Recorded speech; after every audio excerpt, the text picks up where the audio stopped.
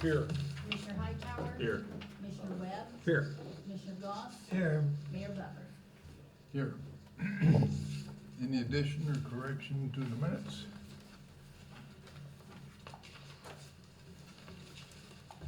If not, they will be approved.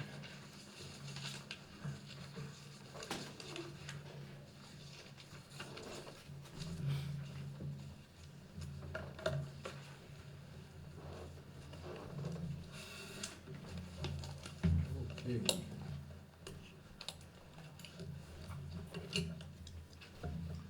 Let's take some of these in order and then we'll jump around a little bit. Hmm? Yeah.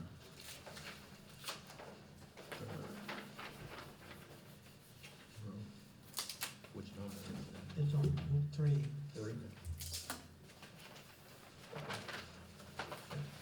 yeah, well, let's take the first two and then we'll get that. Okay. Resolution 2016-11,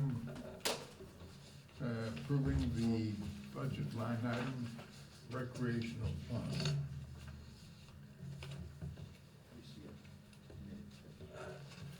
Want to explain that one? I can. Yeah, if you would, Steve. Yeah. As you recall, for years, we've had a fund called the recreational fund. And that was, had at one time, had a recreational board that oversaw it. And included in it was, of course, the old youth center. And then we had some, sport programs that were associated with that fund. Well, if you recall back a few years ago, the council dissolved the recreational board. And now that we have the Hub Recreational Center, they have now taken over the sport activities for which we had done through the recreation fund. So there really is no need anymore to have this separate fund, because it really doesn't do anything now. So all the recreation would go through the Hub Recreation. Right. The only thing we'll need to decide is we do have utilities and stuff that still go through there for the old youth center. Yeah, which is now the. Training center. Yeah, now the training center. And we can, just do something with that. We can decide what we're gonna do with that. That's just Yeah. Yeah, you know, but there's no fund associated with that. that's right, exactly. Yeah.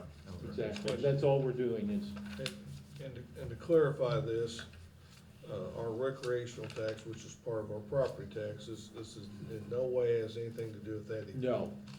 That will continue to be collected by the city. Right, be collected by the city and then Yes. it'll be used at the Hub Recreational Center. Right. Right, exactly. Okay, having that explanation, what's your pleasure? Resolution 2016-11. My motion to approve resolution 2016-11. Second. Call the roll. Commissioner Vanella? Yay. Commissioner Hightower? Yay. Commissioner Webb? Yay. Commissioner Goss? Yay. Mayor Butler? Yay. Okay. Now, who can explain the change orders for Hillview Way, Morgan Avenue improvements?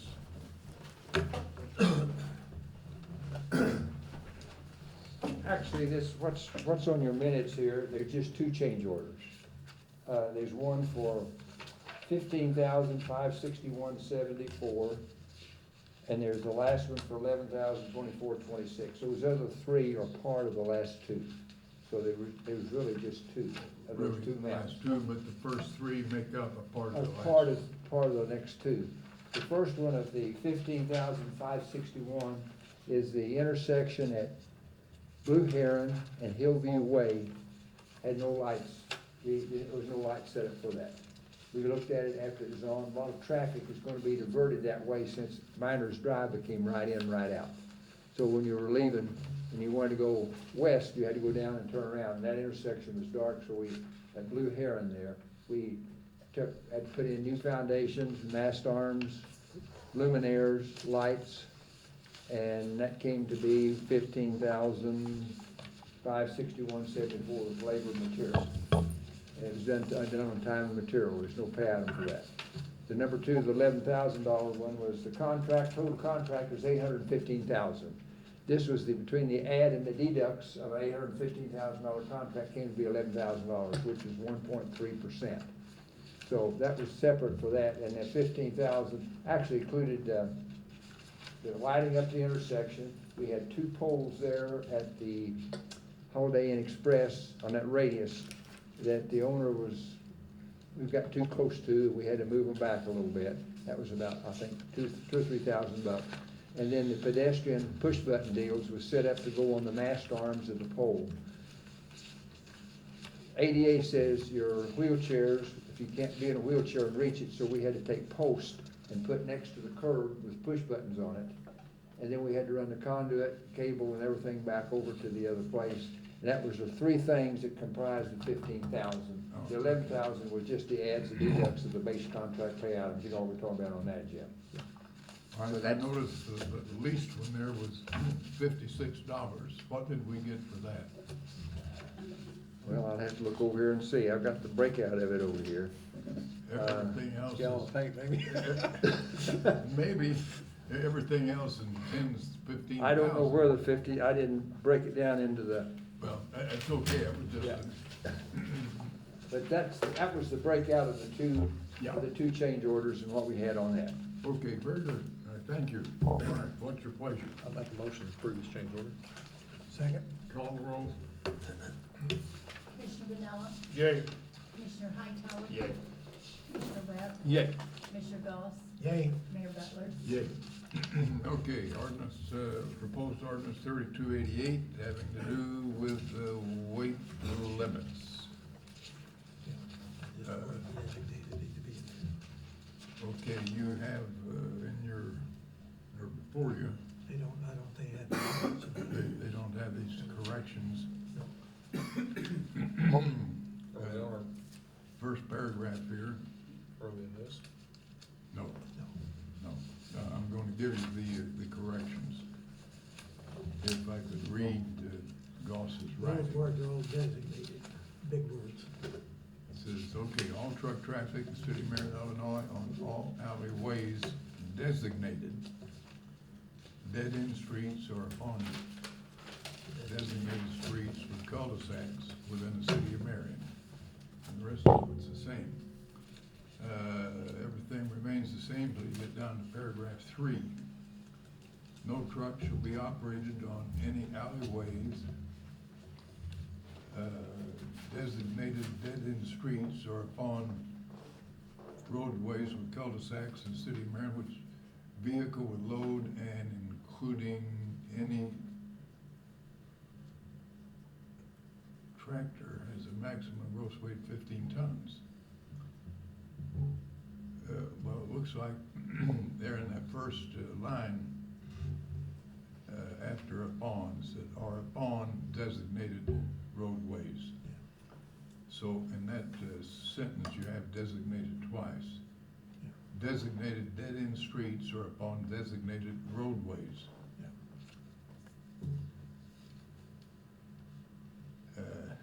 Boy, we don't have roadways, we have streets. I told the attorney that you probably would mention that to him. Yeah, so that roadways needs to be changed to streets. Then going down to number 4. No truck with over a single rear axle may be operated on any alleyways, designated dead-end streets, or upon designated streets with cul-de-sacs in the city.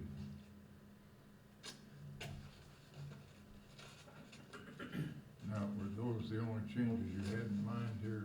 I think that they took the license fee wasn't in the first one, I don't think. That you first saw. The one? The $25 license fee, I don't think that was in the first one. Okay, reading the first paragraph there, licensing fee. Any person, corporation, or other legal entity that offers to remove trash from any business or person within the city of Marion must pay an initial licensing fee of $25 to the city clerk and shall be renewed annually at a fee of $25. per vehicle?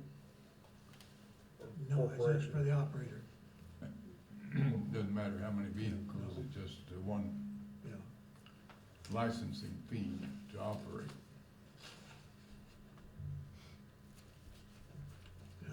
Okay, did you want to explain anything else? No, I think you read it pretty well there, Bob. The $25 licensing fee can be revoked if they do not pay the fine. And you didn't read this back here, but that was subject before that any person or business shall be punished by a minimum fine of not less than $250 and no more than $750. The failure to pay any imposed fine within 15 days of issuance will result in the forfeiture of any license to operate trash removal. In the event the city brings legal action to collect the fines, then the cost of legal proceedings, including attorney fees, shall be recoverable. And this would revoke the ordinance 3287 that we passed previously, and will replace it 3288. So the ordinance we passed earlier, basically what we're saying here, we're adding a $25 license fee, and we're putting a weight limit of 15 tons instead of 13.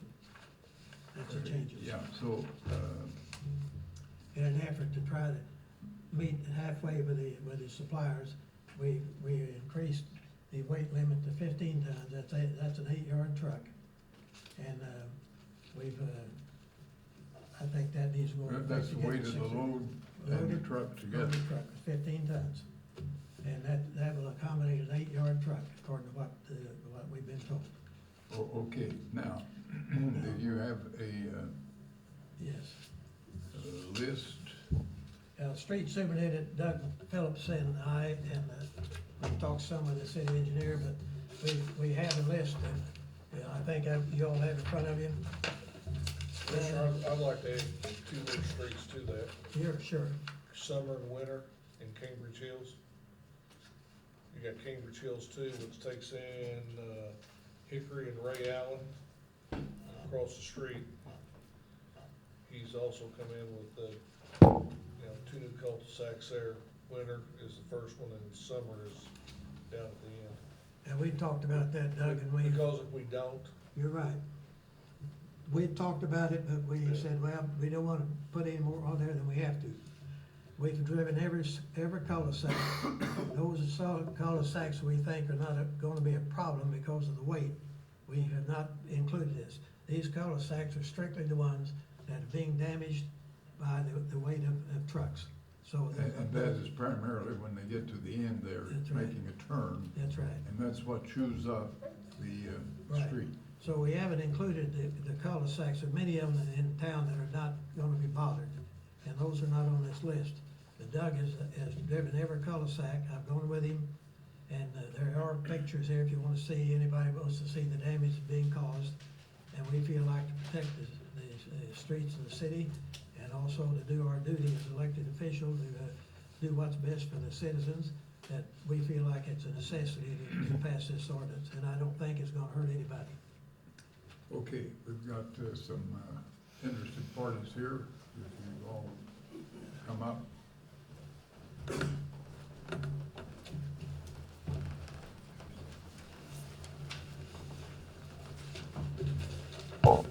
Hi there. We appreciate the opportunity to chat and visit on this again. Again, I'm Doug McFarland from Republic Services. From Republic, I also have Gary Pearson, our division manager for our landfill operations, Doug Qualia, our controller, and then also from the industry, we have Dan Hansen, the general manager for Bulldog Systems, and Rick Lane from their landfill and operations is also over there.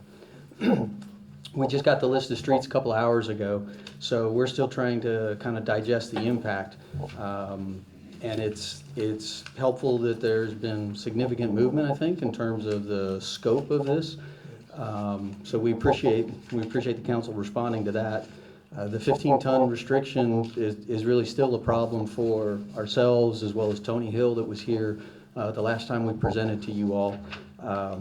None of us operate trucks that are in that size range. While they might exist, we're still in a situation where residents that are on these streets, we would not be able to service them with the existing equipment that we have in this area. Now, like we talked before, it is very possible that, yes, we can go out and purchase equipment and add cost to that, or we may wind up, as we run the economics and look at this, we may realize that it's not worth it to go out and spend money on additional equipment to service these homes, given the scope of this. Just looking at this, there's 29 streets that are outlined on here, and so we don't have an exact count on residents that are affected, because again, we all share some of those areas, but just kind of estimating this, we're probably talking 400 plus or minus residents that are receiving trash service, not necessarily from either Bulldog or Tony Hill or us, because there are a number of other suppliers in the marketplace. But we do still have a lot of concerns about what this might do to kind of the competitive landscape and choices for customers. One of the things that we had outlined in our very first meeting here is, at least our company's policy and approach on cul-de-sacs is to back in for safety reasons. So the issue of turning is something where, you know, there may be a number of other ways we could address it. I mean, I understand there's a fine structure in here now for whether we're on those streets. We're not sure as an industry, we've gotten to an equitable place. Dan, you have anything you'd like to add? Well, first of all, I mean, I don't know how many customers that I pick up on any of these streets, but, you know, I've been in Southern Illinois in the garbage industry for 34 years, here in Southern Illinois. And, ever since we came to Southern Illinois, the size of trucks that we currently run is the size of trucks that have been ran in Southern Illinois. And that's just on here. We have 21 city contracts, and we run a 25-yard truck that has a gross vehicle weight of 54,999 pounds. And, I mean, Marion being estimated between 5,800 and 6,000 homes in town, one of the larger communities in the area. You know, I run everything from a town that has 44 residents to the town of Metropolis that has 2,800 homes. So, and we run their alleys and we run the streets with a 25-yard truck. Couple of the questions that I had about this is you have a 30,000 pound weight limit, 15 tons. If I was to have a truck that had an empty weight of 25,000 pounds, but that truck could carry up to 45,000 pounds. If I start on these streets with 25,000 pound truck, do I get to finish the load out on the streets that can accept that weight of that truck? Or are you telling me that I have to get a truck that will only pick up, you know, 15 ton maximum gross vehicle weight? Well, now, Doug mentioned something. I think Commissioner Goss has been concerned about the turning of these heavier trucks. They keep chewing up the street. Now, that is the basic reason for this conversation to start with. Sure. Now, he mentioned something that I'm not sure that has been considered. The heavier trucks don't seem to be tearing up the street except when they get too close to the edge. And that happens, and when that happens, then it begins to cause the street to deteriorate. Plus the turning at the end of the dead-end street. Now, you mentioned backing up. I don't know if that's been considered. Yes, it has. That's one of the reasons we didn't close down some of the dead ends and some of the cul-de-sacs we have. Right. We tried to work the best we could to be fair with you. But- So, yeah, we drove those cul-de-sacs and we didn't eliminate a bunch of them. But that's not mentioned in the ordinance anywhere. What if Wayne's or Hills or somebody's driving down that street and tearing it up, and then you come back to the people that are following it, and then you wanna add streets? I don't think I followed it, what you mean there. What, I mean, out of the companies that I know of that service in the city of Marion, you have 1, 2, 3, 4, 5, 6 that have the larger trucks. And so you're gonna, you know, and everyone can pick up on these streets. It's free enterprise.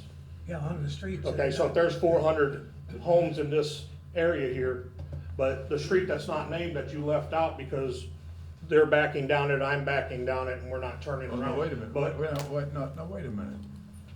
Are any trucks backing down now?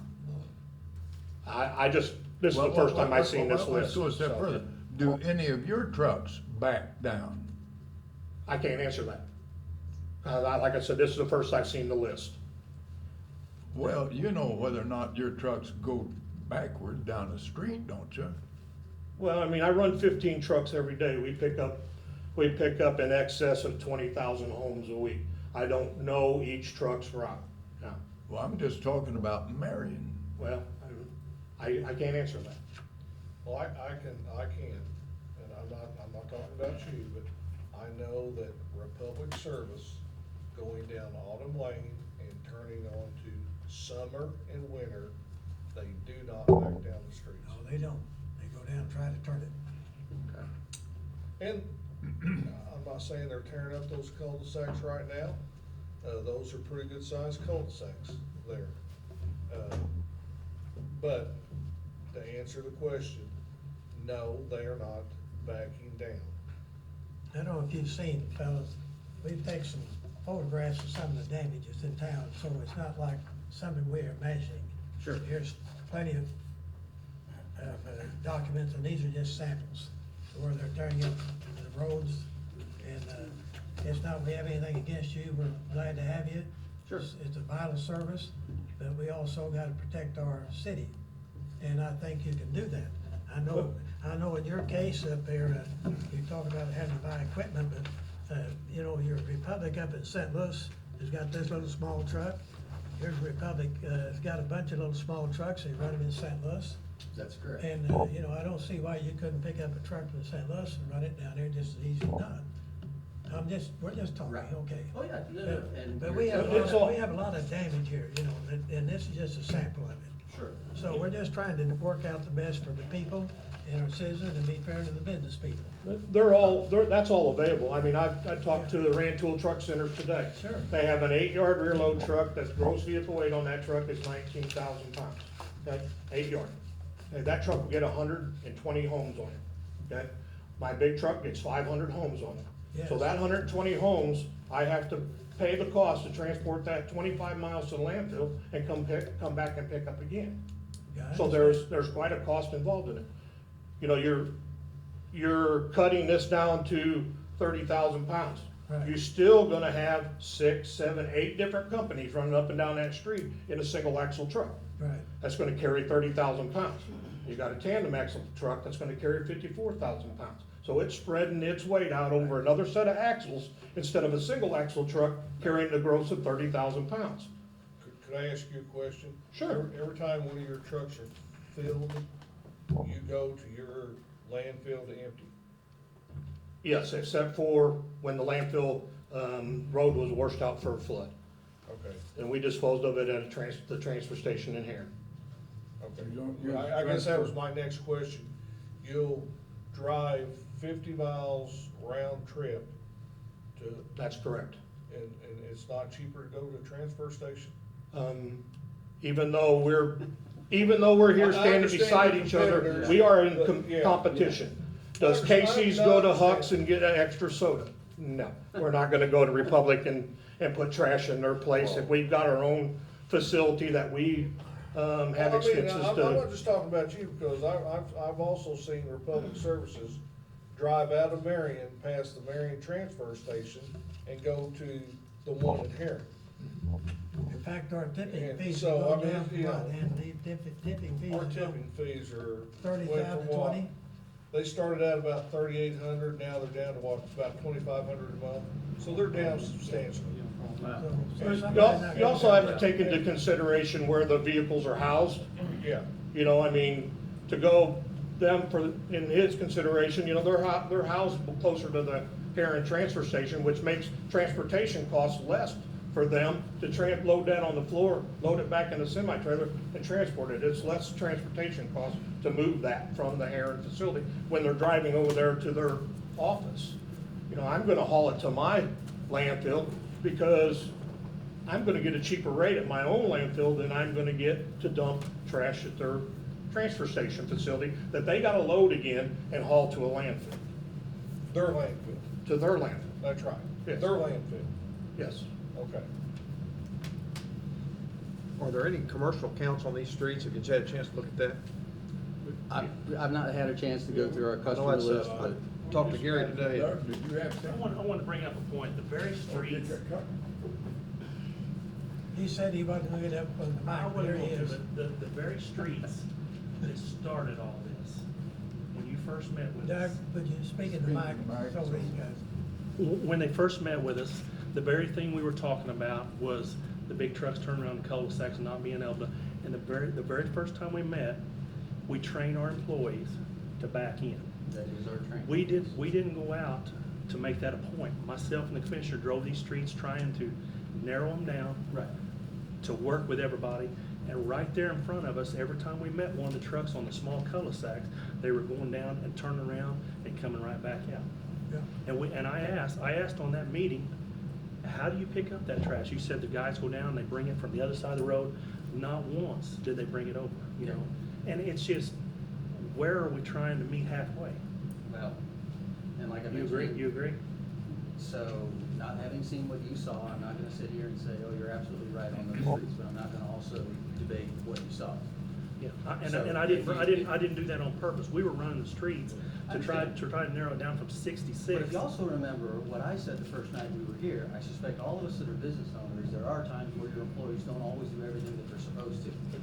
So I'm Well, also not but gonna. I was now, just- let's stop right there. I was- yeah. Let's stop right there. It's somebody's responsibility to see that your employees do what they're supposed to do. And to say that, well, we're in the office and they're out on the street and we don't know what they're doing, that dog won't hunt. And I apologize, that was not my intent. And Just- it wasn't my intent to follow him by around, because we wasn't doing that. We were Right. going to every cul-de-sac we rode down.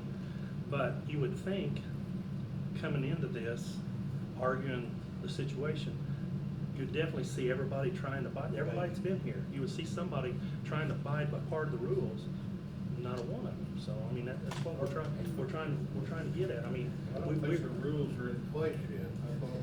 okay. Well, they're not, but we're trying to work to something everybody can live with. But you see, if we make a concession and say, okay, you can back the heavier truck to the end, make sure it doesn't turn around, it just backs up and then goes forward.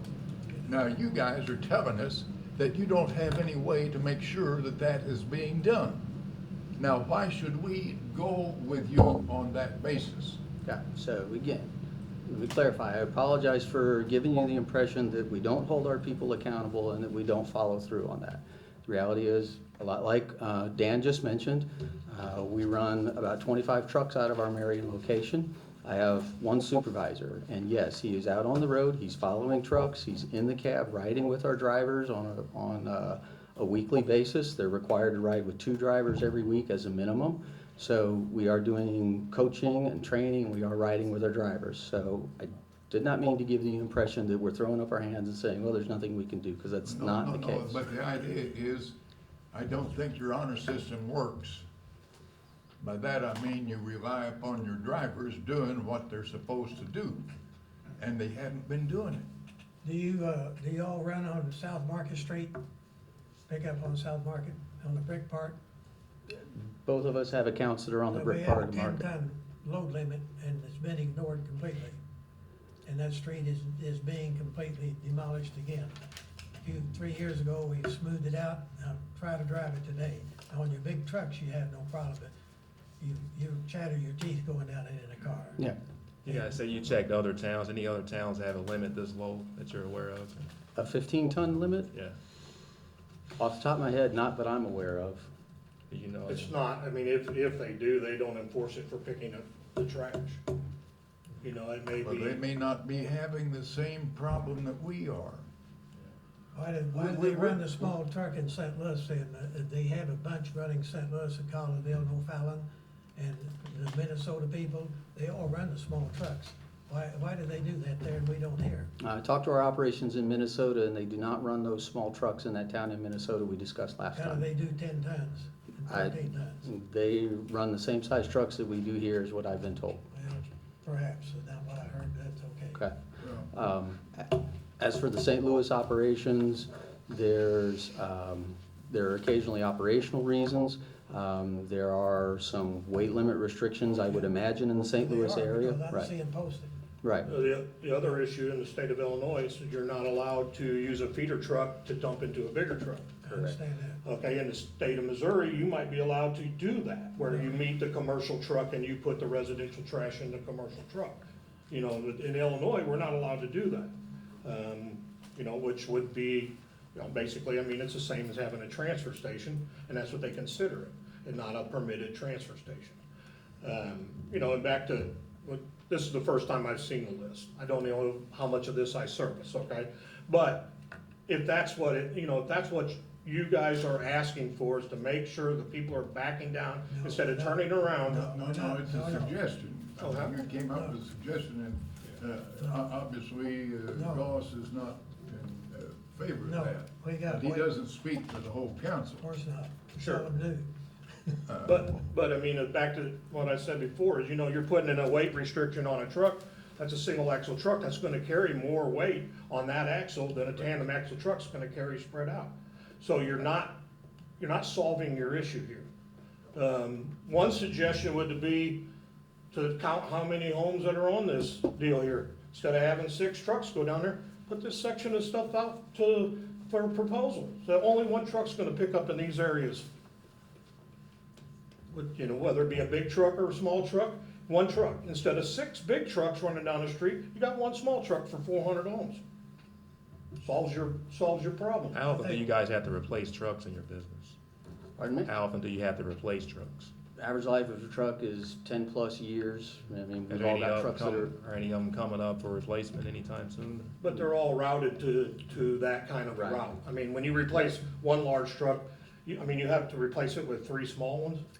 I think the free market will determine who'll service those cul-de-sacs guys. We don't have to worry about picking one guy. If you don't wanna service it, I'm sure there's independents will. And then I'm suggesting they wanna do it or we want them to do it, but Right. that will take care of itself. Somebody will pick it up if you don't want it. yeah, no, I recognize it becomes an economic decision, you know, with this Yeah.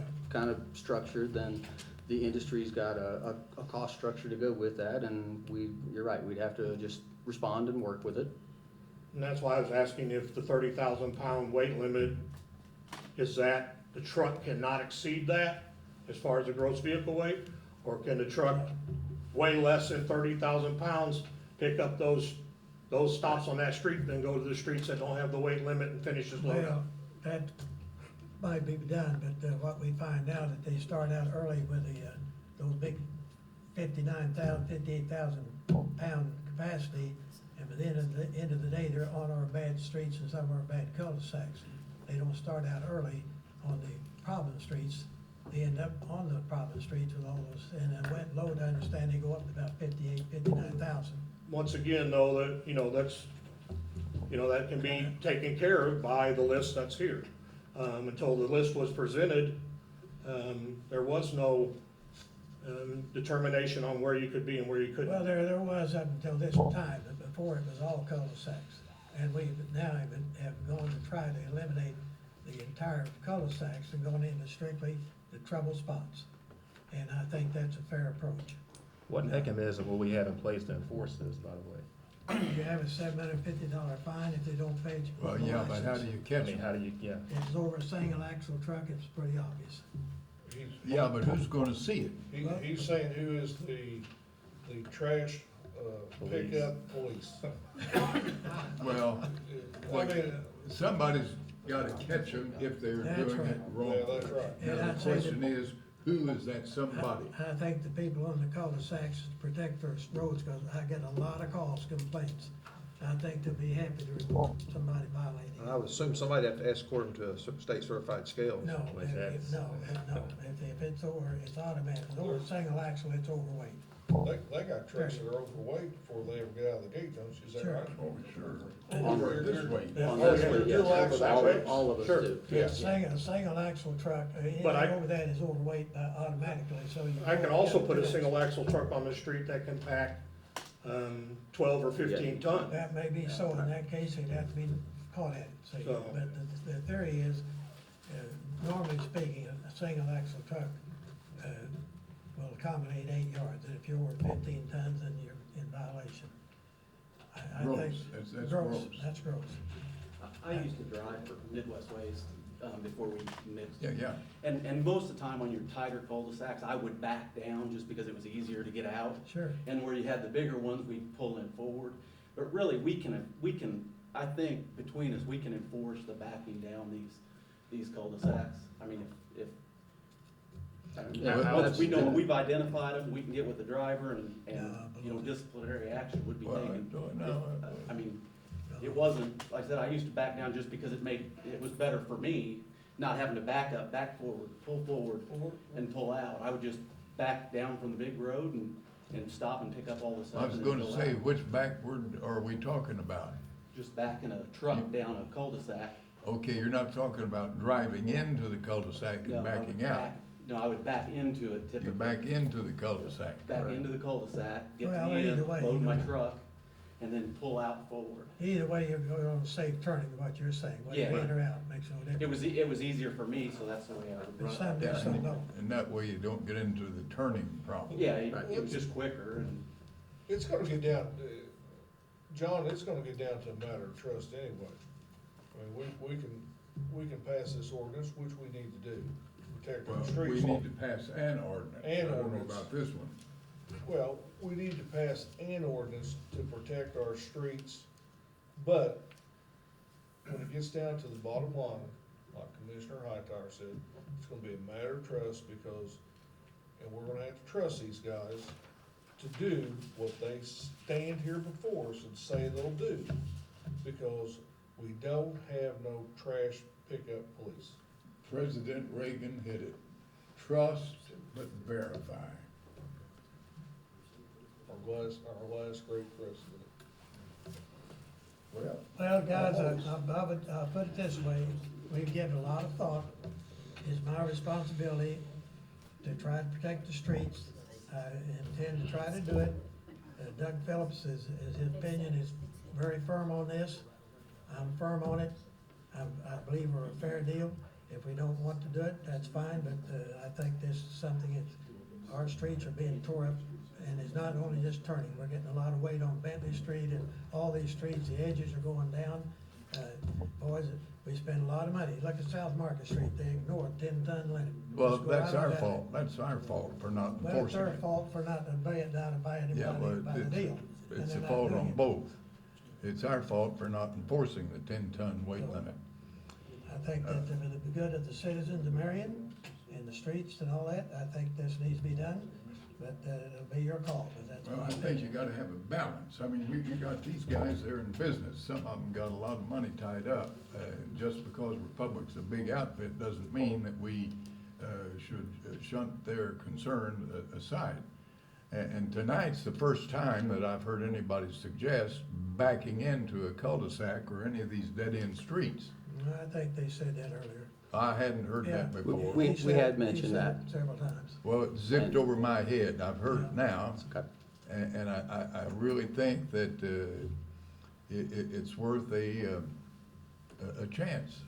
I think you are entitled to an opportunity. I think it is. That's my thinking on it. Okay, And I know John is adamant in his attitude. yeah, I'm very adamant, guys, because you don't take care of these streets, you don't get the phone calls like I get. Yeah, yeah, And but, I wish that the city had been, as considered a small businessman, when you brought in the mall, put a lot of mom and pop business out. oh, well, that's now a wait, trend. now, Going back to wait a 30 minute, days. John. It's a long Now, time ago. wait, Now, look, you're getting way No, afield from the No, question I'm here. not, I'm talking Well, about, that, no, You're no, trying to no, protect you're way off base, you're John. trying to protect the small You're way businessmen. off base. And I didn't get any protection when I was 30 years old. John, that was 20 years, 25 years ago, and right. it's past history. It Yes. has nothing at all to do with the problem we have now. Precedent, It has nothing to do with the problem. the precedent Now, was set.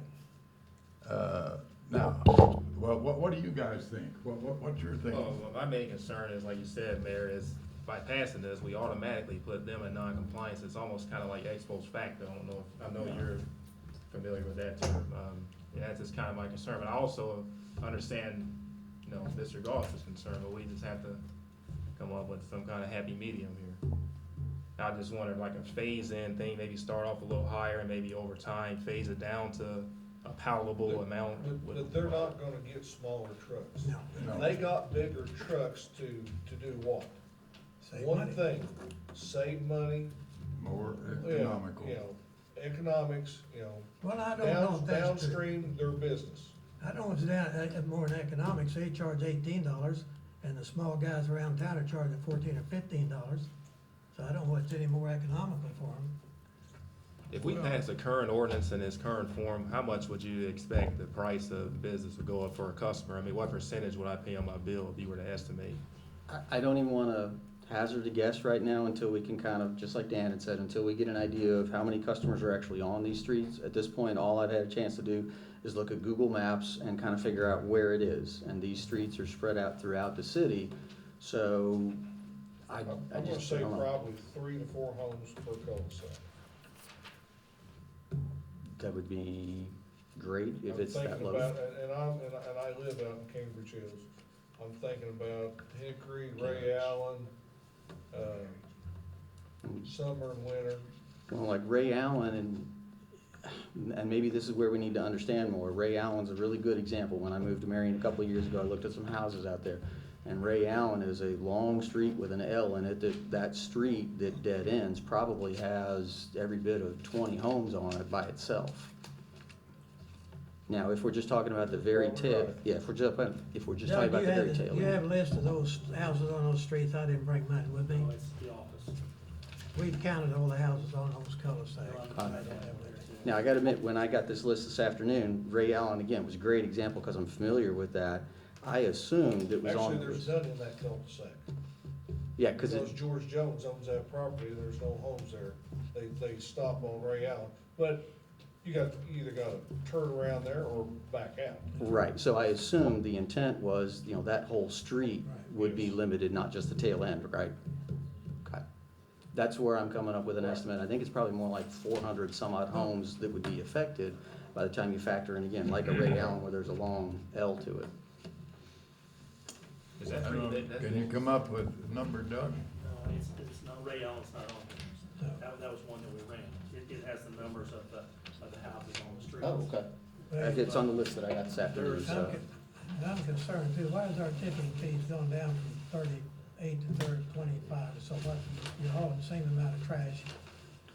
We can certainly take a look at that. Actually, Doug and I were just looking this afternoon. Gary, you wanna? I can tell you, off the top of my head, I know 3 haulers that used to haul in there for many years that has left and it's not dumping with Yeah, us. But they still pick up in They Marion. still pick up in Marion, but they're Yeah. not coming to the, dumping at that facility. Yeah. If you want to address, again, the trust factor, again, just as an example, Doug and I were talking this afternoon. I mean, we even go so far, the tons that we pick up in Marion that go direct haul to our landfill, we are paying tipping fees on, even though they don't go through the transfer station. So, we'll.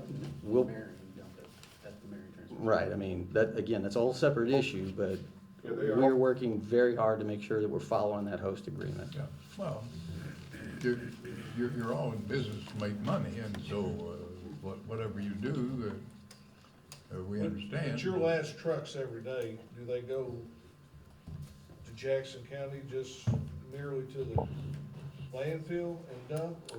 No. Again, the way the host agreement's written, the tons that we collect in Marion go to the Marion transfer station and we pay the tipping fee. If we have routes that start over at the landfill and finish over at the landfill. We have some routes that run out of our Marion operation on Skyline, but they do not collect tons in Marion. They will go down to other areas of southern Illinois. And those we dispose of. Some will go to the landfill, some we had a commercial route that actually did come here to Marion. And we've got other trucks that don't collect anywhere in Marion, and they go to the Heron transfer station, so. Anthony, in that agreement, when original agreement we put together, signed it states in there whether we dump those trucks there or not. If it's picked up inside the city limits of Marion, we pay the Correct. tipping fee. That's And we what- do that's follow what that. tracks, and we do. Right.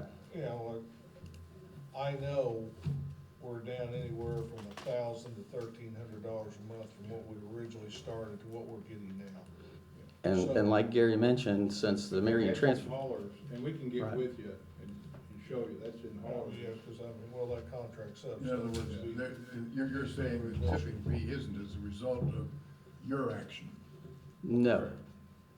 Yes, that is correct. It is not a result of our action. Yeah, in other words, you're doing what you have been doing all along Yes. as far as Yes. owing to the And what- transfer station. it boils down with Republic that you're having to replace one big truck with one small one, the way I read this. It probably wouldn't be a one-for-one. Again, Be pretty close, and you have access to it. So, I know the gentleman there, is it Bulldog? Yes. Yeah, I understand coming to Harrisburg or wherever, you got a problem on the long haul, I understand that. But for the tipping fee in Marion, I don't see you have a big problem, you have access to single axle trucks. I still contend that big trucks are tearing our streets up, and I think we need to stop it. I'm done with How that. about if we institute a policy with, having them, on these dead end streets, having them haul before 10 a.m. in the morning? That way we know we're getting early loads, they're not coming in there fully loaded, and having them back in. Maybe between that combination, we could protect the streets and, They start early, I mean, they start picking up. or 9 o'clock, whatever. 9 o'clock. Yeah, whatever time, I mean, What time do your trucks leave out? From 4 o'clock in the morning, At 4 and 5 o'clock. yeah, 4 or 5? our residential routes start at 5. they're waking me up. Residential route at 5, that'd give them 5 hours up to 10. make these streets a mandatory early pickup so they're not fully loaded. What becomes a little difficult with that, and again, I'm not trying to be difficult, but, since these streets, and again, all I've done at this point is just figure out where they are. They're not all in one area, they're spread throughout the city. So it would be virtually impossible for us to run all around the city and catch all of these streets before 10 o'clock and then come back and run all the rest of the city. But I think what Jim's getting at, if you put that time frame in there, in the dead of summer, when it's, that street's not heated up yet, Mhm. or in the winter, maybe it's not unthawed yet, to cause the damages that we're getting at here. I mean, I don't know. I think Yeah. it's something we need to consider. Certainly. And again, I'm not trying to debate, that would be, Right. that would be And helpful. Was that your intent, Jim? Yeah, that's Part part of of it.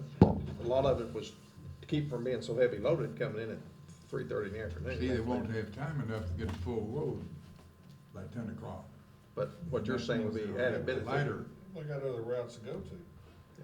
Now, like you said, that probably not gonna work anyhow. Sure. We need to do some homework now that we have this list and we can. Well, I'd say that I value the street superintendent's opinion. That's his job, preserve the streets and improve them. And this is his opinion. He's firm on it. And that's all we have to say about it. If you choose not to, then we'll go another route. But Well, we think it needs to be done. What percentage of our streets would you say are asphalt streets? What do you say, Glenn, 80%? You're talking about asphalt, let's define asphalt. Well, blacktop, It's hot- whatever blacktop, it's a anything hot but mix oil sur- and chip. It's a hot mix surface versus oil and chip. The hot Well, mix- stay away from oil and chip, forget It's that. probably gonna be 80%. I say it's even higher than that. Now, when you throw alleys and things in, we don't have those all over town, but I would say 85 to 90% of your streets are But hot they mix don't go asphalt. down alleys. What's that? They don't go, well, most of them don't go down alleys because they're not big enough to get those trucks down. They make the homeowner take it to the main street. We have very few oil and chip streets left in town. There's a lot of alleys picked up. A lot of alleys picked up.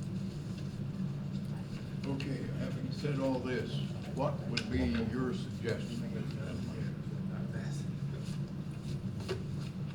We recognize that the city's trying to address a budget and a cost issue, and I'm not gonna stand here and deny that there's not damage being caused, because, yes, I live on one of these cul-de-sacs in Marion, the one that's actually on this list, regardless of my own personal experience. I don't want to debate that there's not a need here. I recognize the need, and I think we all do.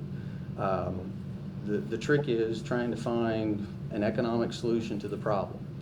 And, as an industry, I hope I speak for everybody, that we are interested in working through this with you all. Like Dan mentioned, they've got 26 municipal contracts? 21. 21. We've got 75 municipal contracts between Southern Illinois and Southeast Missouri. And this is a little different situation than we've encountered before. In terms of a suggestion, I think we've had some good dialogue the several times that we've been up here. I'm not quite sure we've gotten to a point where there would be, I don't think we can sit here as an industry and definitively say, this is the answer. There's questions about the time of day. There's questions about where these particular streets are located. There's some other questions that Councilman Hightower's brought up. And I just don't know that we've wrestled everything to the point where it's where either the council or us can say, this is the best way to do it. Is Bulldog, are you located in Harrisburg? Your That's business correct. is not in Marion? No. You're in Harrisburg business? So I think you And got the land- 25 miles. I'm sorry. And the landfills in Thompsonville. That's correct, So, on yeah, McFarland Road not our in problem. Saline County. Not our problem. So, Hey. they do. Hey Doug, this may be hard to quantify, but how much of the damage could be due to the sheer volume of just regular vehicles as opposed to commercial vehicles? I mean, I know it may be hard to quantify, but That is a hard one, but I mean, you can, any of these streets we drove, you can see the damage on the edge, and it's already pushing back up in the cul-de-sacs. I mean, it's, Plus, they're in It's people's like- yards. So you got pictures people of cutting some of across it. yards and in It's- ditches and. Usually it's very weight dependent. I mean, you get to a certain point with a heavyweight truck and, the damage goes up exponentially, is that $1 million a year you spend on repairs, Johnny, every year? Not necessarily because of them, but we have a little over $1 million in. we've done $1 million in overlay. Overlay. Well, yeah. Yeah, resurfacing. I mean, you could keep these guys out of the cul-de-sac and one concrete truck come in one trip and tear a bunch of stuff up, so. Not really repetitive. Well- Are you a trash hauler? He owns, I'm half owner in Bulldogs and the landfill we have. Okay. And I really appreciate the people trying to, the most important thing in any business is not affecting the customer. Whether we're at the city council or we're the people supplying the service. And, the reason I'm here, we don't pick up a lot in Marion. But I think we have to be extremely, extremely careful how we approach something like this. Because if a trash truck can't go, a concrete truck can't go, that. No, we have truck can't. exceptions on Where that. do you quit?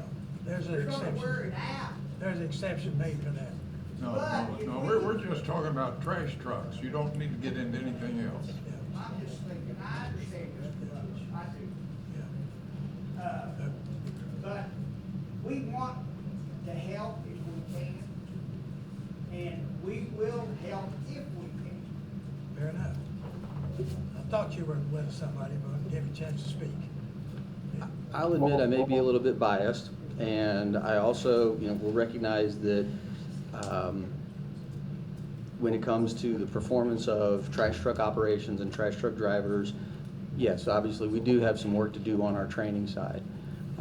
Just as a general thought, though, I just can't help but think that the most economic approach to a solution is through process and training rather than fines and legislation. And I recognize that some of those other things are required at times, but I think the industry would like to see if we can work through a process together where if we can address some of the process issues and maybe help you address the problem, then it's kind of a win-win for everybody at that point, where we're not having to deal with legislation that you all have to then enforce and follow up and find a trash police. Well, we've been wrestling with this problem for quite some time.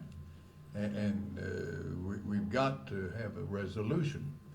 Now, you're talking about taking more time to sort through things. I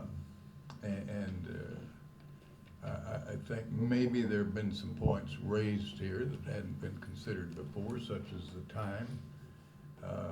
And for me, the backing up, I think we've had that pretty well explained. The only loose thread in that respect is who is going to see that the drivers are in compliance.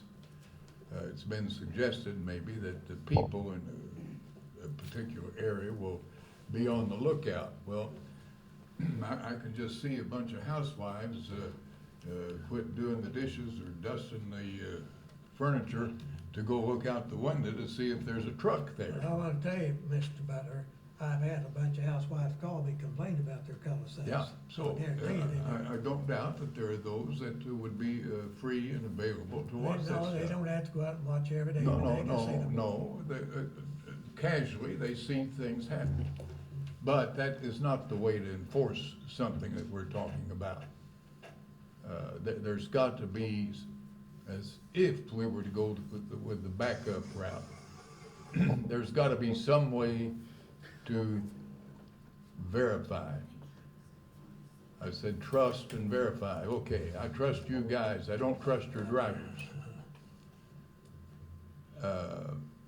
So we have to verify what is going on. And of course, we can pass an ordinance that could make it impossible for you fellas to operate. We don't want to do that. Well, that's not gonna make it impossible to operate, Well, Mr. no, I Mayor. didn't say this, I just said we could pass an We ordinance. could, yeah. And we don't want to go that route. So, if you've got what you feel to be a presentable solution, damn it, put it together and get it to us. This horse has been beaten to there's nothing left but the bones. And we're going to get it resolved. I, for one, am not ready to vote on this tonight, but I think our next meeting has got to be, we're going to draw a line in the sand. Will not be like Obama. You cross that line and you've had it. I'm saying maybe our next meeting, we pass an ordinance. And if you guys come up with something, do it between now and then so that people on the council can consider it. And I don't mean to wait until Monday at noon. How many people are on your trucks? 1, 2? We run one on our trucks. Some of mine have two. One of the concerns about backing down, let's take Ray Allen. Mhm. What's Ray Allen? Probably in all reality, 2 blocks long, maybe longer.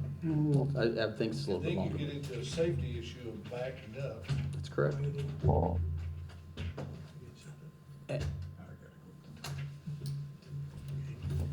And I don't know exactly how many customers we have on Ray Allen, but just the way the structure of that street, I would expect that if we're servicing customers there, at some point, we've got to back down, because I don't believe the end of that street is big enough to turn around in. I can't remember what the end actually looks like.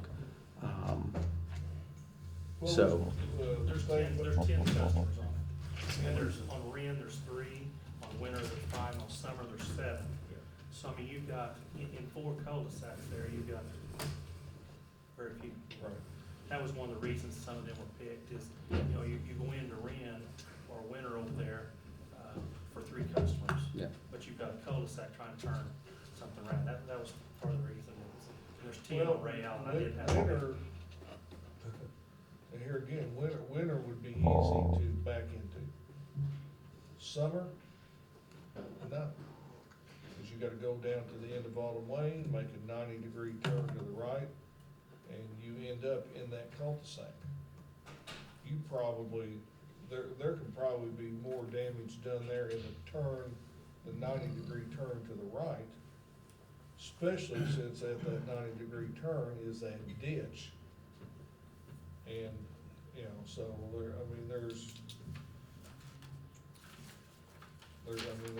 more to consider there than just the backing in to a street. You got that right. And safety, safety of your customers, safety of your Sure. employees, is absolutely gotta be paramount. So, exactly. and, it's getting ready to be summer, kids are gonna be out of school, That's right. we're We could- riding bikes, we're not paying attention to the trash truck, and, a lot of considerations this council's gotta make towards things like that. I have just one more question. On these big trucks you're talking about, just say you did consider backing down. What are you gonna do about the other side? Are you gonna turn around and pull down it again to lift them up, pull them on the other side? At least with us, with the carts, if it's in a true cul-de-sac, the way we train our drivers, you pull into the cul-de-sac, park the truck, and you pull the carts over to where it is. That way the truck is still, and you move the carts around. It's actually quicker for them to stop the They truck don't and do grab the that, carts though. from around the cul-de-sac. They don't do that though. So, we have weekly safety meetings. That'll certainly be a topic at our meeting But this they week. don't do it, we watch Yeah, it. Yeah. that's, you know, that's, here again, it gets down, and there's, you know, despite what we pass in this ordinance, there's gonna have to be a trust factor between the city and the operators. And I- No getting around that. And I can certainly speak for our company, and I think I know Dan and Rick well enough. I mean, we do want to do the right thing, and we do want to be a trustworthy partner of the city. That's part of why we have tried to constructively participate in these meetings. And I would Well, so invite, far, all I've heard out of you though is you haven't come anywhere except you're willing to back in. Is that your concession or how to solve this problem? I haven't heard anything different than that. with all due respect, I was just given the list of streets a couple of hours ago. So until 2 hours ago, I had no information at all Okay. on what the process, Okay. on where the progress was, so. Okay. The mayor had Mother Nature call, he'll be back momentarily. I understand. But, Excuse me. I was gonna say, if the mayor's not here, you could Yeah. continue. Anything else? No, I've heard the mayor's instructions, I think we all have. We will certainly go back and make all efforts to come up with something that we think is a proposal, and we'll communicate that to the mayor.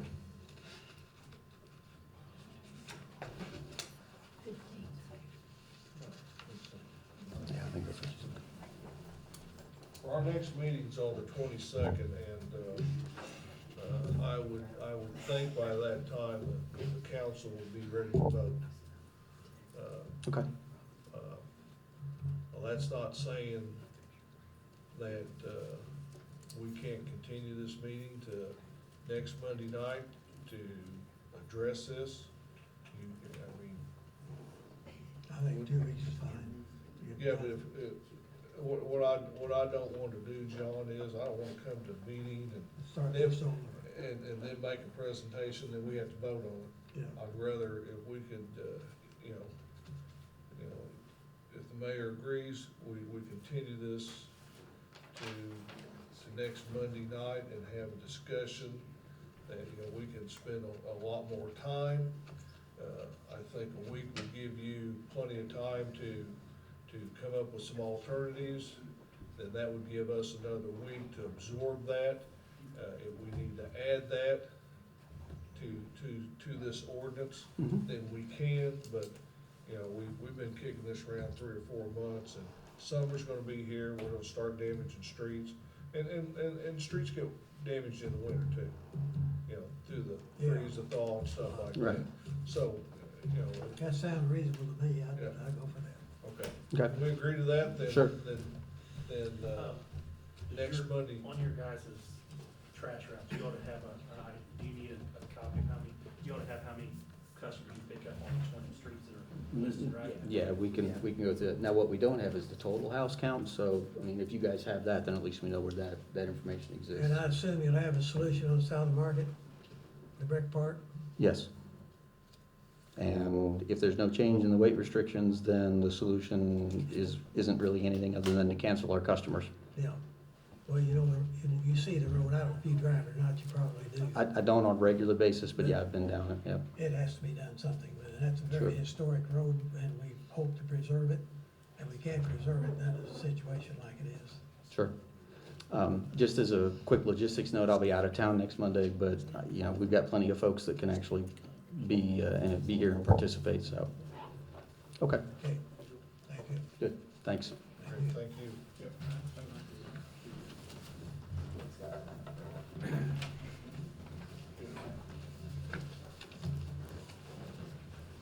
I'm gonna tell y'all, I would really appreciate y'all letting us at least talk about it. And because some people don't even give us that chance, you know. We are, in spite of what people say, we are pretty transparent. We try to be, Yeah, this is America. we try to be transparent and have everybody. You have that Y'all do a right. good job. I'm Yes, telling you. yeah. I've been in a lot of it. Y'all do a good job. Thank you. We try to be fair. Sometimes we're not. You can hear me, oh my gosh. You ought to see some of them, Yeah. like a three-ring service. Y'all are very professional. Thank you.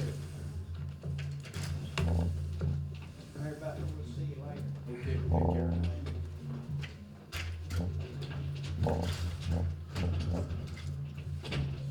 You need to tell Mary your suggestion. We're at item 10. Yeah.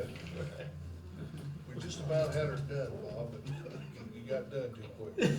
We passed, there was a 13. Yeah, we passed the 13th. It's already done.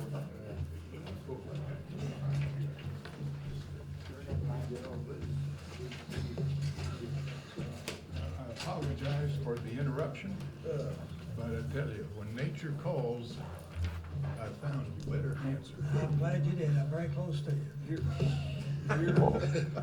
Here's, I don't remember what I was gonna say.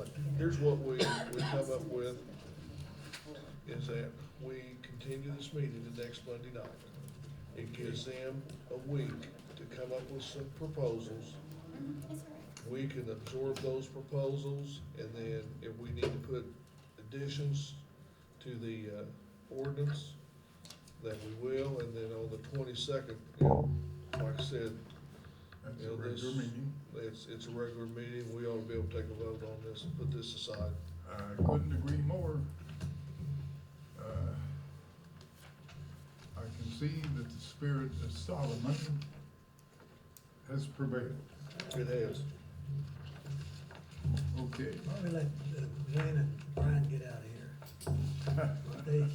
They have something to come up with. No, we don't play tonight. Oh, he's, I think Galatia's playing tonight, aren't they? That's a victory, you don't even have to worry about that. Okay. Oh, boy. Purchase of a backhoe for the cemetery department. Yes, I have the safety, big safety problem out there. I discussed with you and Anthony. I haven't, of course, never seen Angelo or Jim, but we have a backhoe that we usually replace every 10 years. It's 12 years old now. The cylinder's starting to malfunction and creating a big problem.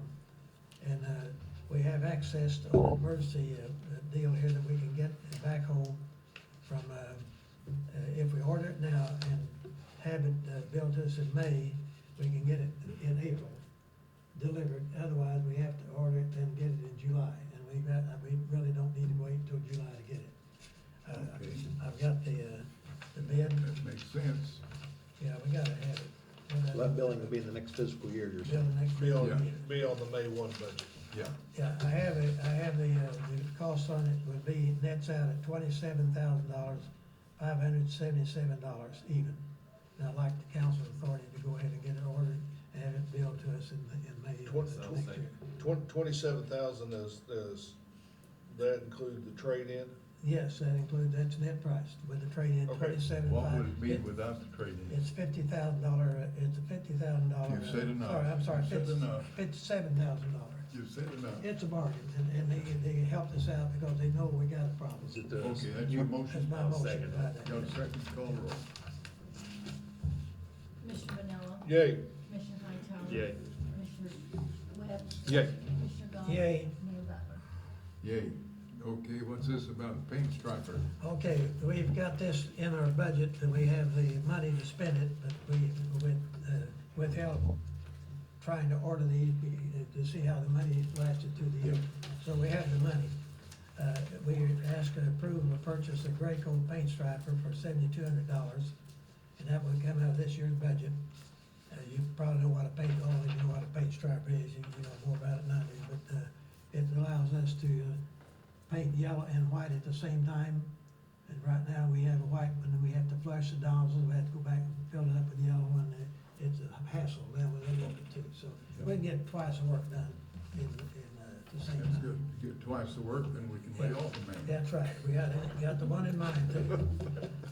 It's my motion to approve that paint striper, $7,200. I'll second that motion. That's from Graco. I don't think he heard what I said. Hey, They Doug, did, he responded to you.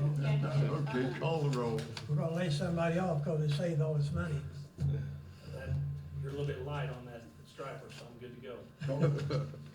Commissioner Manella, Yay. Commissioner Hightower, Yay. Commissioner Webb, Yay. Commissioner Goss, Yay. Mayor Butler. Yay. Okay, what's the tapioca sign machine? Well, not tapioca, but that's supposed to It's a tactical, you recall back when John Bradley superintendent, the new fellows weren't here, but we had approved the sign machine for the street department. Again, we held off and our treasurer requested us to hold back spending the money. We do have the money left this year and by, what Jim can tell you, you have it at the county, the state Yeah. has it. We can pay for this machine probably within 3 years. So Johnny, you can make stop signs or street signs or whatever. We make all kinds of You can make signs. stop signs with Make this? stop signs, all This kinds is of more than signs. just street name All, signs. all stop sign, caution sign, any kind of sign you want, we can make. And- I mean, sometimes those stop signs are cheaper to order, I mean, you know, Yeah. because of bulk, but Yeah. if you need a specialty sign, they're really good for that, or. So we're gonna have to hire somebody back now for this machine? No, we hired the same guy we fired. Yeah. I just wanted to get it. No, this requires 4 different sets. Terrible. We done. This requires four you're components. fine. Well, so we're running near. Okay, that's your motion. That's my motion. I'll second. Call Thank roll. you. Commissioner Manella, Yay. Commissioner Hightower. Yay.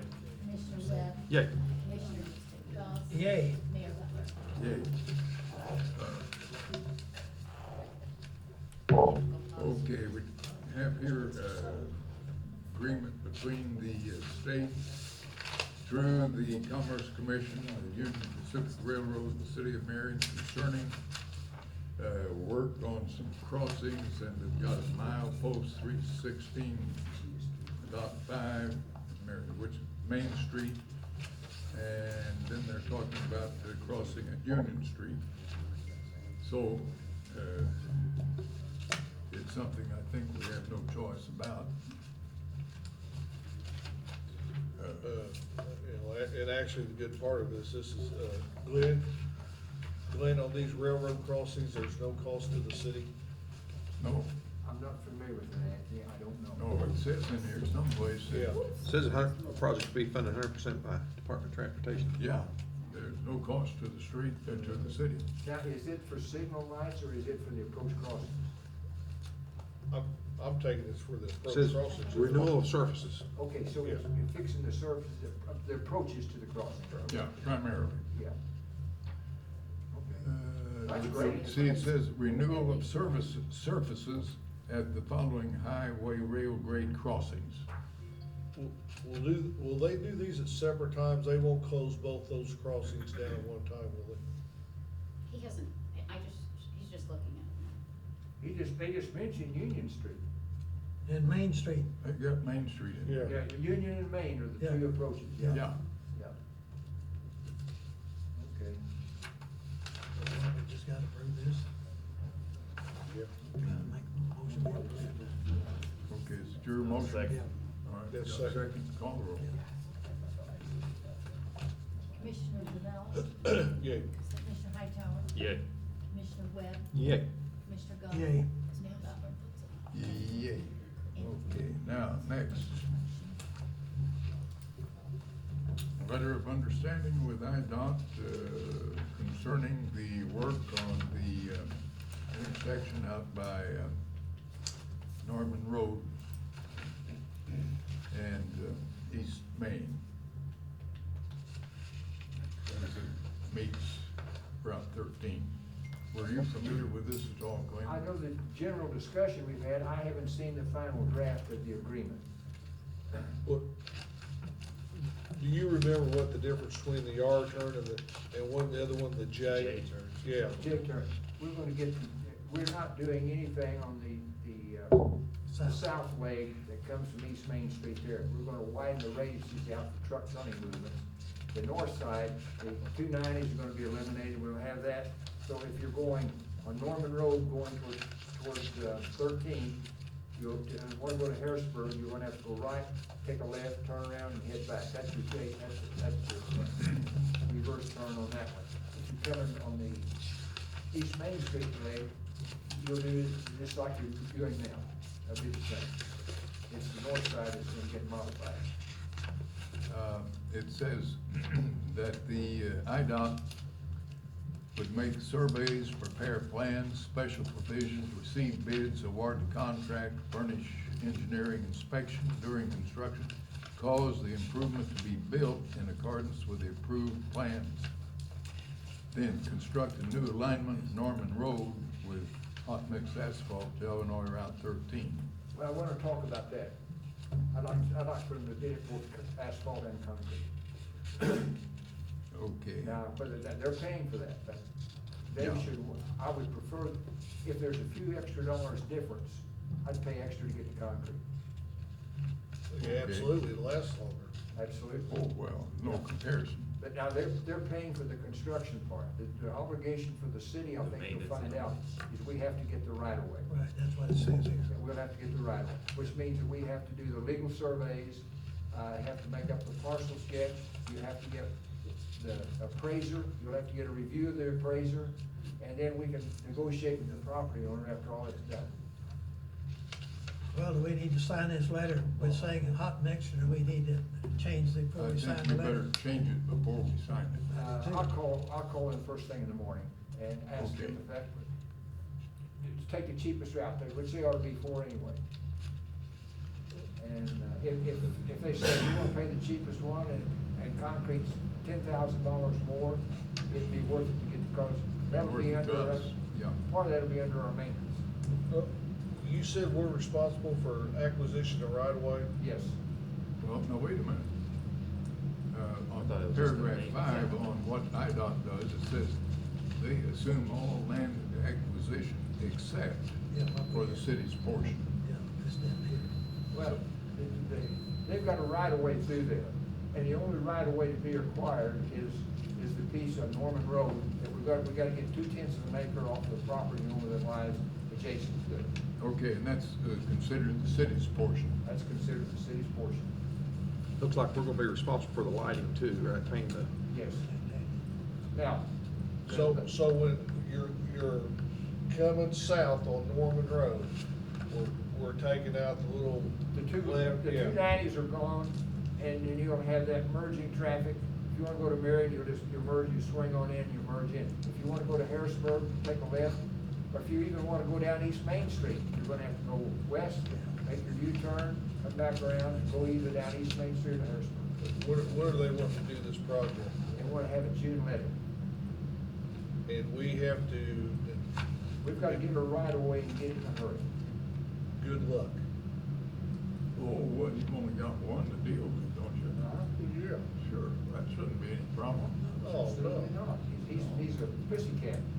Yeah, that's why I said, good luck. Do we approve That this? guy is real public spirited.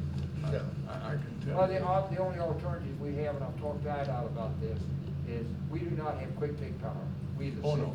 But they do, and the city said they think that for a safety project, they could step in and use quick take power. And then we pay the bill. We pay the bills, just like we did out here on Morgan Avenue. Yeah. Okay, well, I think. I was just gonna ask you if there's been a court date, say yes. So we need to approve that subject to clarify the hot mix. I'd rather, Yeah, I can we think- not wait till next Monday night? Oh, that's okay. Can you Well, get Claire? I don't know if Greg can check with him tomorrow. I don't know if that'll complicate the agreement or not, let me talk to Kerry tomorrow. Yeah, I think we better wait to pass this until we get that clarified. Well, Then we can put could you pass it with the stipulation, if we could add it, fine, if we can't, we go on as we are. And Okay, we can do that. That's your because motion. yeah, with June letting, they probably want to get something. They're gonna move fast. Gotta that's get correct. going soon. Okay. My motion. How's your motion? Second. Yeah, I'll make a motion. And you second? I'll let Anthony second. Okay, Anthony second. Jim wanted to. No, he made the motion. Okay, I'll second the motion. I'm sorry, Angelo, but, He did the last one. okay, call the roll. Commissioner Vanella. Yay. Commissioner Hightower. Yay. Commissioner Webb. Yay. Commissioner Galt. Yay. Mayor Butler. Yay. Okay, you wanna tell us, Gail, about the sale of the industrial park? As the council may recall, we had several meetings with Dan Shastine and some of his other relatives or partners, also by the name of Shastine. And and the council voted to sell land in Butler Industrial Park to Liquid Tubes and Best Designs, which were owned by and ran by the Shastines. When Steve Green, our city attorney, was putting the contract together, he called and had asked how the name of the contract for the land sale had to be, was the appropriate name of the For the entity. deed. Yeah, for the deed. For the deed. And they said it was 14, which is a combination of the last names of the partners. And so the mayor had said that the council needed to vote on this because the council had basically, it was the intention to sell the land for the Liquid Tube to create jobs, and Best Designs, they would be creating more jobs. And so to specify that it would be 14 LLC that would be paying for it, and that the deed would be issued to.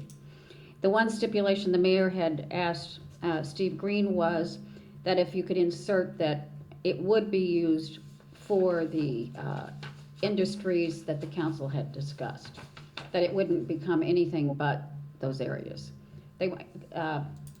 Mayor, you had mentioned to Steve Green about putting in some sort of clause, since it wasn't exactly the same Yeah. names that the council had discussed. Yeah. And so the deed would have to be just rewritten. I mean, not rewritten, but with a clause added in. Well, what it does is simply reaffirm a contract that we had with the same people under a different name. Yeah. And so they've got they operate under 2 or 3 different names, and the one they want on their contract and their deed is the new one for us, and that's why it seemed necessary that we go through the council. Right. And they reassured that they were still going to be building and creating the Liquid Tube, the jobs in the industry they had talked about. Was there a stipulation in that contract? I know there was, 11 acres there? Yes. Yeah. And was there stipulation in that contract that they could not sell any remaining parts of that 11 acres for, I thought we had a stipulation there, for what we sold it to them for, I thought we had a concern about them coming back and. We can make sure Steve adds that in there if they're available. Steve Well, said he was of course. putting that in there. Yeah, I think, I mean, it was the intention. I haven't looked at the And deeds, so. there's some of the land there on the south side of that 11-acre tract wouldn't be suitable for No, much. but you don't want Is them that right? subdividing it. Well,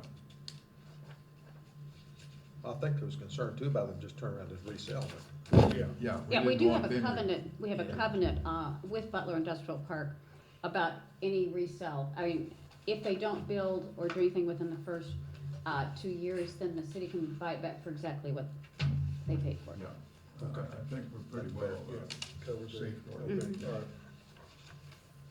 Okay, that having been the case, what is your pleasure? I'll make that motion. Motion made. I'll second. Second, call the roll. Commissioner Vanella. Yay. Commissioner Hightower. Yay. Commissioner Webb. Yeah. Commissioner Galt. Yay. Mayor Butler. Yay. Okay, now we're talking about adding territory to the enterprise zone.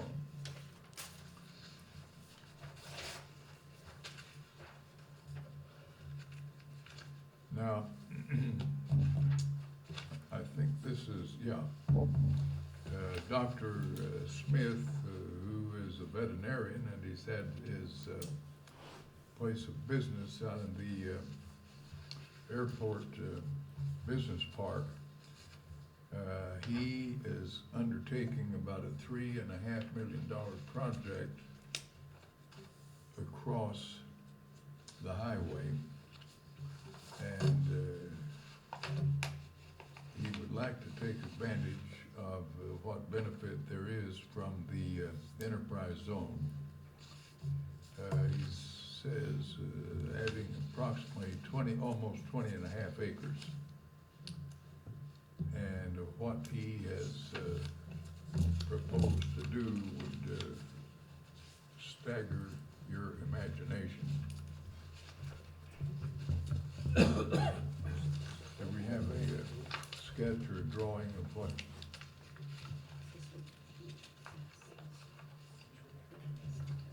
this, of course, has gone through the necessary procedure as far as the enterprise zone is concerned. Now, did we do something with TIF on this? No, not on this. Look, Mayor, the first 100 or 200 feet is in TIF, and Oh, well. he's buying quite a bit of property. Even though he would have a TIF benefit, there's only 7 years left in that TIF. And he, if it's in the enterprise zone, he would not have to pay sales tax on his material building equipment, materials. yeah. And then the rest of the property, if it was in the enterprise zone, he would get, he would have a progressive tax coming in, real estate tax. So, you're right, there's a small portion that would be in the I thought TIF. there was, yeah. The first 100 or 200 feet south of the highway. And of course, that's a small portion of 20 acres, which the rest is what he's talking about being in the enterprise zone. So you can't do a TIF and enterprise at the same time? Can't do it Okay. on the same property. But he's getting the advantage of both to a point, because Well, yeah, they're his, separate. yeah, his enterprise zone's gonna run 3 years longer than his TIF, so, Yeah, yeah. So well, that'd be nice. I mean, it sounds like a nice project to have out he there. is really undertaking a major project.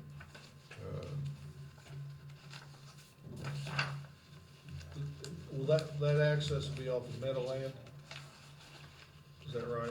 I'm sorry. Access to that property is off Meadowland? Yes, Yeah, Yes, couldn't he'll- get he'll be off the developing 13 roads. because there's limited access. yeah. He bought everything from the highway down to Meadowland. Yeah, but I don't No, think they but allow see- him access off Route 13. No, I'm sure. the roads have been. You guys, aren't you just Did he buy this off of Gene Webb? No, No, that was a Jolly property, if I remember right. Okay. no, it borders, Mr. Yeah, President. yeah. I remember. It's east of Webb's property adjacent to it. That was what they call the Ralph Jolly property. Yeah, there was a house on the far east end of that. An architect used to have his office there. Yeah, okay. Oh, I barely remember that back. It's been a while. Well, you The know, old timers remember that, Bob. you're not as old as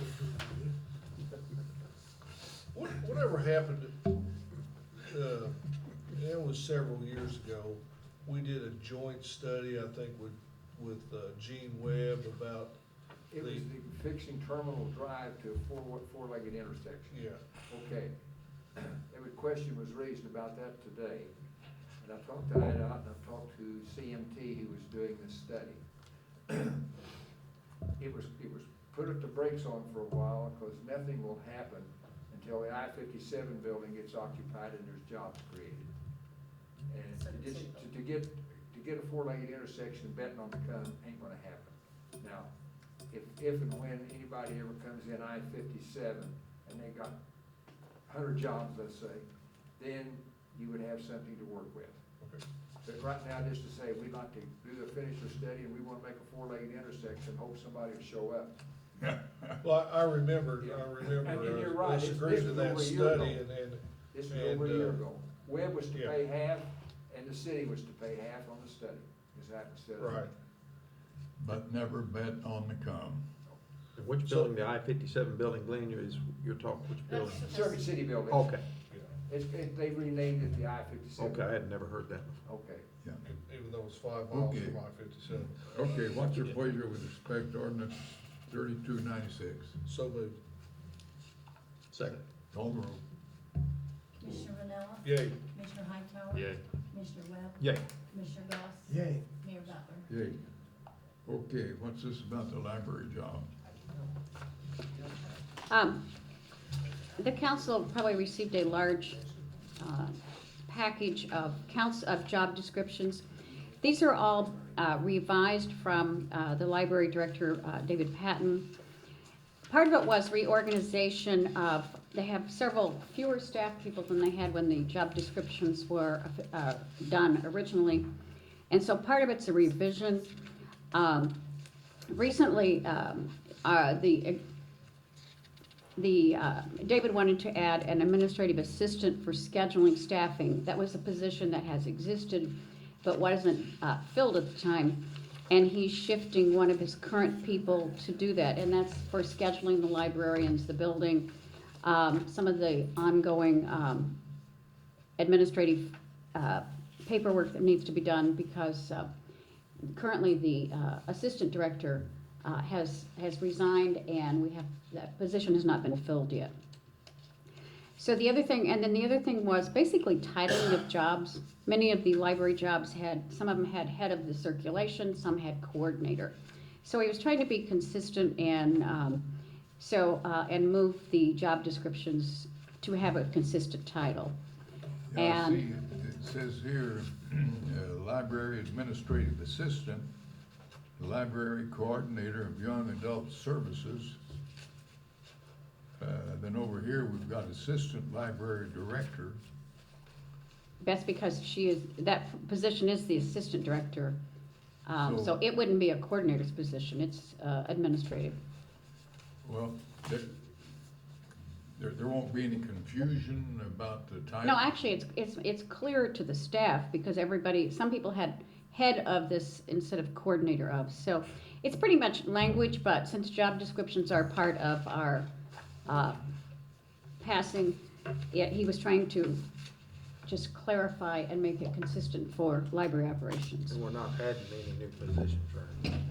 No, we actually had done away with, we had several people that retired and we didn't fill. So this, essence, is a clarification of job titles. That's it. I guess I gotta ask, looking at all these assistants, there's no way to consolidate? Actually, we're operating pretty much at like 3 people less than we've been operating under. So, I mean, we have a fairly lean staff. And if you recall, there are 3 floors in the library. And so you have children's, young adults, and adult. And then you have the ordering department, you have circulation where people check in books. So they all have, I can say it's one of those, this is definitely one of the buildings that we don't have too many people working. And I don't know if we have too many people working in any of our buildings, but I mean, they do a good. And plus they're open from 9 a.m. till 8 p.m. Monday through, and then Saturday they close at 5. So in essence, we've actually, by the elimination of those 3 positions, we've already did that, consolidate. Oh, yeah, with what the job descriptions are doing is basically reassigning some of the tasks that were in other people's category that we don't have anymore working there. So, I'm just curious, are they busier in the school year or the summer, or do you know? I'm just curious. all year round. Okay. The summer is actually the busiest because they have a lot of Reading programs. children's programs. But there were like, 70 kids in the children's reading program last week, so Good. They do a fantastic job. they do a very nice job. Yeah, and I think at some time, we bought those lots off the Elks, we're probably gonna have to expand that parking lot. I think that'll come up in budget discussions. Because, Right, Commissioner Goss? We have that covered in next year's budget, Commissioner. You're right on there. I'm telling you. He's already working. Because, you cannot go by there, that parking lot's not full. Oh, I And you know. noticed today, we tore down the old fencing around the parking lot. Yes. You haven't been able to see that yet, have you? No. No, you'll be amazed. Good. It's definitely a good improvement. Yeah. Yeah. The street department did that for you. Well, What else would be expected? She was just a matter of routine. Well, what are you tooting your horn for? No, just enlighten me. Okay, need a motion to approve this. I'll make that motion. I'll second. Call the roll. Commissioner Vanilla, Yay. Commissioner Hightower, Yeah. Commissioner Webb, Yeah. Commissioner Goss, Yay. Mayor Butler. Yay. Okay, Jim, I don't know if you're acquainted with this last item. That would be Angela. I wasn't acquainted with it either. Yeah. I mean, I can, What I happened? assume we waiving a fee because of the nature of, you know, Habitat for Humanity just as a. Well, the city did a bore for Habitat to Humanity, and then the water department, like the sewer department, sent them a bill for $10,000. Habitat for Humanity won't raise $10,000 all year. How long was the bore? Well, I don't know, but it was $10,000 worth according to your billing people. Why'd you bring me into it? It was sewer. Well, because they said it was the water Well, department. we bored, and I absolutely have no idea what you know, Yeah. where, I don't even know where it was located at. I'm not sure either. I don't know. Do you know where it's at, Gail? No, This- I'm sorry. Yeah, where this is at, Yeah, the Habitat for Humanity, their latest yeah, it's escapade. a lot, you know, it's a lot that, the city had given Habitat, over just north of the CONE Railroad. Yeah, Ron? I think it's Garfield. Garfield, it's got a Garfield address, but it's not on Garfield, there's a little loop road that connects Yeah. that road to the east of Garfield. Yes. And where that's at, It's down. Is it by the, It's right between, if Garfield, right north of the CONE Railroad, yes, there's a little looped road that heads from Garfield, heads east and connects to the other road to the east of there, and I can't remember which road that is, but this lot is right in the middle of that. It's got a Garfield address, but it's not really on Garfield. And the problem with that is there was something there before years ago, and we got to looking at it, and Cornerstone Church is working with Habitat to build there. Well, they had one of those sewers that kind of ran under somebody's garage, and we don't even know where the heck it went. So we got with them, said you need to get a permit and run an 8-inch line to make it all legal and up to date. And so that's what, I helped them get a bid for the 8-inch sewer from Kevin Skuda to do that bore to the nearest manhole. I gave that to Ed Russell, who's helping Cornerstone Church and work with the Habitat, and where that went from there, I'm not sure. so Scuda did the bore. Yes. Yeah, and like I said, I gave the bid to Habitat. I was out of the picture after there. We helped them get the permit. Because I know our boring machine only goes to 6 inches. Yeah, it's about 130 feet of 8-inch bore, and that's about the only way. And of course, Ed Russell called me, and the first thing I said is, are you in the floodplain or you don't have sewer? Which one is it? Because all these lots have that same problem. And he said, well, let me look at it. And so that's kind of how we solved the sewer problem. Because obviously Brent and I got together and said, no, you can't tap onto that 8-inch line. We're spent a bunch of money over, what was it, 2nd and 3rd Street? Second, Third, and Fourth Street, Cherry Street. You got 4-inch lines going under somebody's house. We didn't want that to happen again. If Scuda did this, where do we come into play on this? This is the first I've seen of this. I didn't know if it was the tap fee or what this was talking about. I don't know. Well, the guys with Habitat said that they received a bill. Habitat apparently received the bill for $10,000 for the bore. It might have been Kevin Skuda I got the permit for Cornerstone / Habitat. Yeah.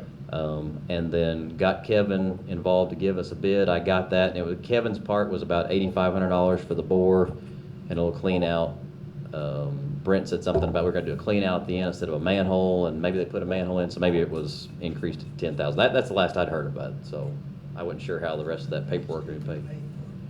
I don't know, I'd hate to vote on this Who tonight paid because Kenny? I'm not quite sure. Paid Scuda. Who paid Scuda?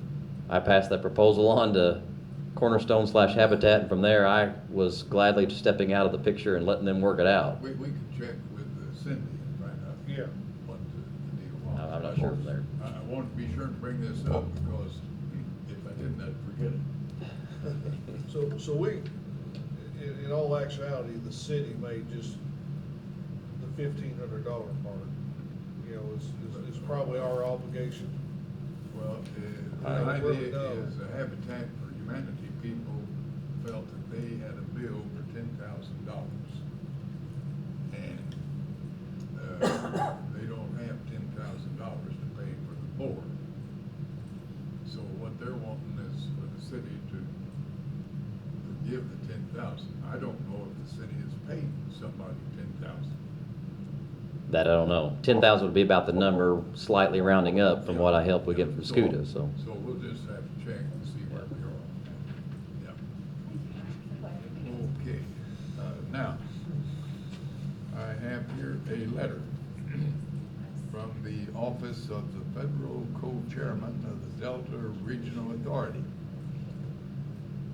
And he says, I am proud to invite you to participate in a new Delta Regional Authority intensive training series, Leading Economically Competitive and Resilient Communities, a series of 2-day boot camp workshops to prepare community leaders to implement important economic development and disaster recovery activities in their communities. They go on to say these 2-day intensive trainings are especially designed for mayors, county executives, other local elected officials, economic development leadership. 2 modules will be offered. Module A will cover strategic development, economic leadership. Module B will focus on economic resilience and strategies to align and deploy resources for communities.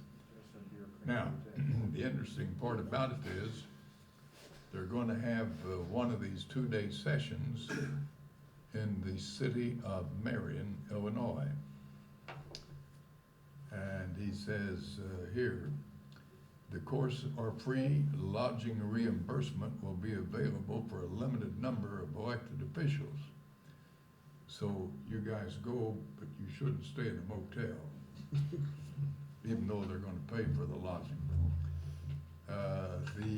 This series is presented by the DRA in partnership with the International Economic Development Council. Now, get this. I encourage you to take advantage of this opportunity and share the enclosed invitation with your city council members. So, How is this different than our NIMS training that we put our, oh, well, that's for disaster stuff. And This is how I- disaster is just a portion. This is economic development primarily. and disaster? How to get money, right? Hmm? How to get money. Yeah, yeah. And if you'll recall, this is signed by Christopher Massingale. Sometime last year, he was at a dinner to Benny's, and I think some of you fellas had to have been there. He was quite a charismatic fellow. But anyhow, opportunity for us to find out what's going on. So mark April 25th, 26th on your calendar. Yeah. And have here the names and pictures of the instructors. And they set out here the topics to be covered. And it all has to do primarily with economic development. There is some concentration on strategic planning for disaster recovery. So, should I contact them and tell them they can expect our council to attend? I'll get back to you as soon as I check with my wife. You sound like Patel. We can make a copy and stick it in their Yeah, mailbox. that's an idea. We'll make a copy of the brochure so that everybody will be Yeah, informed. yes, I probably will go. Do you think somebody needs to attend on our behalf? Well, I think we ought to attend. Finance people are the one that's involved in economics. They're holding it That's in turkey Marion. season. They're holding it in Marion. Golly, talk about getting thrown underneath the bus. Well, Thanks. it's in Marion. We've got to show support for this. We might get some money out of this And outfit. economic, yeah, Well, economic. we've gotten quite a few. Delta Regional grants, we've also applied for. Yeah, Delta. and we I'm got just to thinking, show is this support. something that we may wanna send? Steve Hale. Oh, no. No. No, you don't send Steve. No. He counts Brian? the beans, he doesn't have anything to do with policy. Sound like you volunteered, I mean, you don't. No, Brian Fisher. No, Well- not economic development. But It's disaster the FEMA part, recovery. no, Rick already has training on You that. got a twitch in your hand there, Bob? Well, I would say, you guys decide which one is gonna go.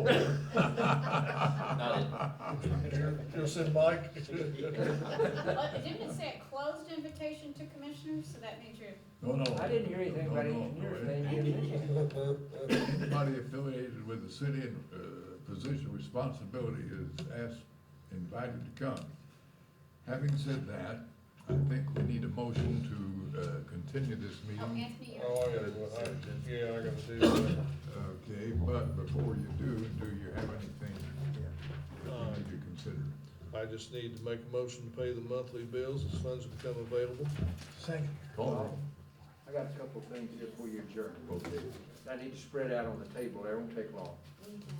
What about your, Do we what call about roll? your consent No, agenda? not on them things. I'll get to it in a minute. No. On his monthly bills. Yeah. We can call I'll it. second it. Motion made, Gus already second. Call the seconded. roll. So, and Commissioner Vanilla, Yay. Commissioner Hightower. Yay. Commissioner Webb. Yay. Commissioner Goss. Yay. Mayor Butler. Yay. Make a motion to pay the consent agenda. Second. Call roll. Commissioner Vanilla, Yay. Commissioner Hightower. Yay. Commissioner Webb, Yay. Commissioner Goss. Yay. Mayor Butler. Yay. Anything else? No, only thing I wanna, inform the council is, we're working with the Park District to get something, at the, Ray Fossey Park on Memorial Day, and things are coming together real good. Hopefully by, next meeting or the first one in March, we'll pretty well have things lined up and, We're gonna get back to barbecue chicken? well, I don't know that we're gonna get back to barbecue chicken, but there are gonna be vendors there cooking. Oh, okay. The miners, Mike Pino has come in and he's just obligated the miners to be there to help in any way. Good. They're gonna do some things out there for the kids, maybe have a home run derby, later on that night. And here's the thing about it, and maybe hold some instructional, seminars for the kids.